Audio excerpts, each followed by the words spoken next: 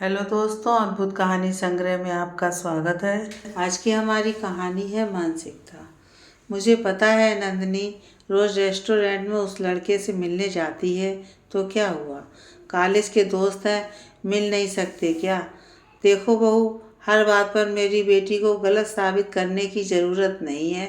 सरला जी को पसंद नहीं था कि कोई उनकी बेटी को गलत कहे, भले ही वह कितनी भी गलत क्यों ना हो।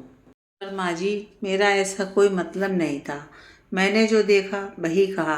आगे आप जाने। और नंदनी, जब बात बनेगी तो मुझसे मत कहिएगा। सलोनी अपने कमरे में चली गई। वैसे भी वह ऑफिस से थक कर आई थी और उसमें बात करने की कोई ताकत नहीं बची थी। थोड़ी देर आराम कर वह किचन में अपने लिए चाय बनाने चली गई। किचन में नंदनी और सरला जी खाना बनाने की तैयारी कर रहे थे। सलोनी को आता देखकर सरला जी जाकर सोफे पर बैठ गईं। नीरज भी ऑफिस से आ चुका था। सलोनी, मेरे लिए चाय बना देना। और मेरे लिए भी, अगर तुम्हारा गुस्सा खत्म हो गया हो तो। सरला जी के इस व्यंग भरे शब्द सभी को बताने के लिए काफ़ी थे कि घर में कुछ हुआ है। क्या बात है माँ? सरला जी ने नीरज को सब कुछ बता दिया।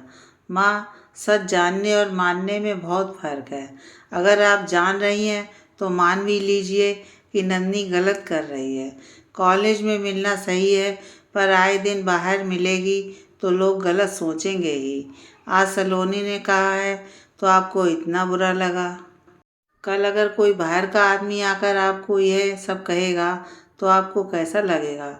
सलोनी ने अपना मान कर यह सब बताया है और आप उसे ही बुरा भला कह रही हैं।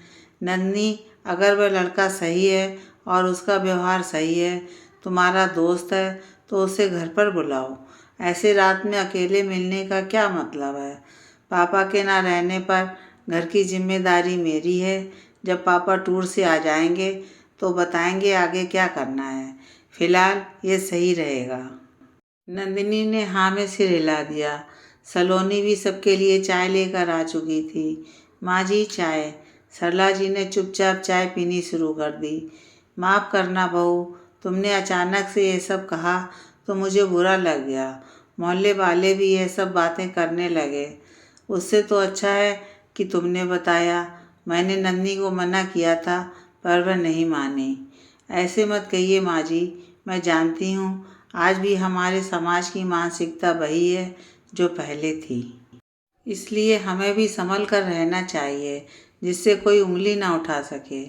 आओ नंदनी, हमारे साथ बैठो और भैया की बात मानना। नंदनी, जो अभी तक डरी सहमी सी थी, सबके बीच आकर बैठ गई। अब उसे समझ आ गया था कि उसने जो किया था वह गलत है, पर वो इस बात से खुश थी कि उसके परिवार ने उसे गलत नहीं समझा। सभी उस पर भरोसा करते हैं। अब उसका फर्ज है कि वह विश्वास को बनाए रखे।